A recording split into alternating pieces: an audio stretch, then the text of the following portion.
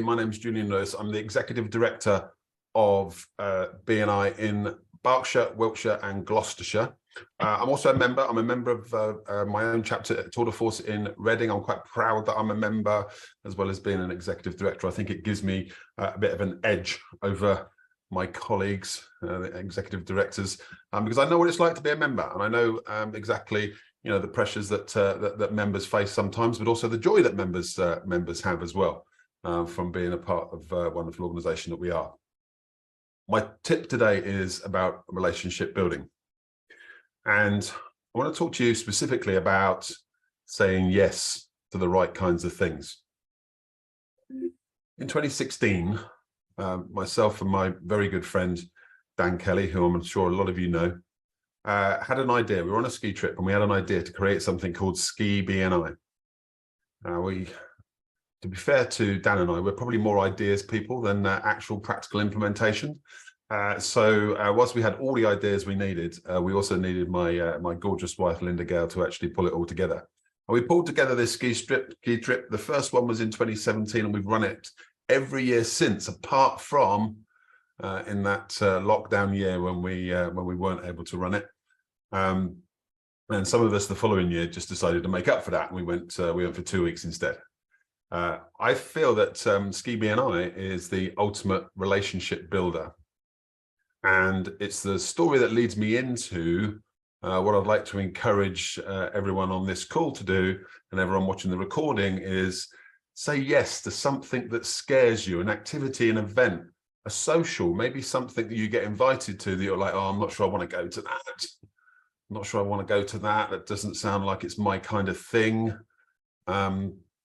Now, it doesn't have to scare us, like, massively scare us. Like for me, like zombie movies, I get scared by them too much, can't watch them. But just something that's like, oh, it's not really my thing. I don't normally do that. Say yes to it. Maybe it's something else that someone else has organized, a social event. Or how about you organize something? Have you ever wanted a zip wire across a canyon or something like that? They can do that in North Wales and other places. Organize something, maybe something that scares you, and then invite other people to get on board with it. Go to an event, because it's at events like this that we can build those relationships. Now, this leads me on to basically second part of my tip. When we get to these different events, social, sometimes it's conferences or, but definitely social events, I try to make it my mission on any of those social events to connect with somebody that I haven't yet connected with. So they could be in my chapter, they could be in BNI, they could be outside of BNI. I'm on this event, let's talk about Ski BNI, going to Ski BNI, and I'm thinking, yeah, there's some people on this trip that I haven't yet met. I make it my mission, not just to hang with my tribe, the people that I know, which of course I'm going to do as well, but also to connect with someone in a meaningful way, one extra person added to my network.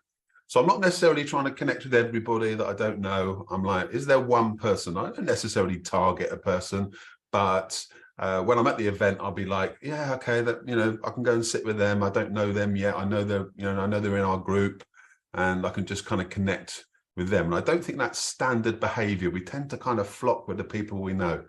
And I think it's, again, a little bit outside our comfort zone, make it our mission to connect with one person in a meaningful way.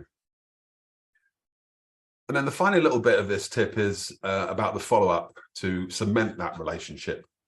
And for those of you that are big fans of Ivan's BNI podcast 448, if you haven't listened to that before, it's a podcast in which Ivan talks about his relationship follow-up system.